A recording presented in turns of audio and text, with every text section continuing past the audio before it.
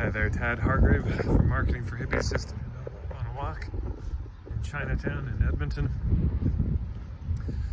And the other day I did a video about marketing for web designers because a web designer had asked me about what I thought about an approach of basically emailing people and saying, hey, your website sucks, let me help you.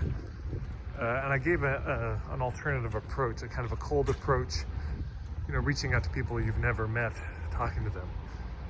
But I want to do a part two because the strategy I suggested, while I think it could work, is not the best strategy. And why? Because it's a cold approach.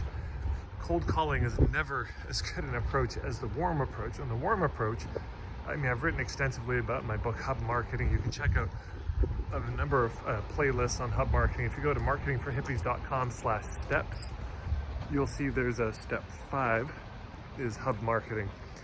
And lots of content there, you know, available for free. So, or free for now. I may turn it into something paid later, but so here's what a hub marketing approach might look like. First of all, this web designer would need to get clear, who do I actually want to work with? What kind of people are my people? Who are the folks I want to spend time with? Instead of trying to be a web designer for everybody and everything, and every industry and every type of business, pick something. Pick an audience, you know, who's the community you want to be adopted by? And then they would start to build connections in that community. So let's say they're a web designer and they say, boy, you know, I'm really passionate about helping lawyers, you know. Boy, some lawyers really protected my family when I was young. I always wanted to be a lawyer, but I'm not, but I'd like to work with them. There's all sorts of hubs for that scene. Or maybe you say, I want to be a web designer for holistic practitioners. I want to be a web designer for, so you can pick an industry that you focus on. For artists, there's probably lots of ways to go about it. And industry is not the only way to niche, but you do find some sort of an audience.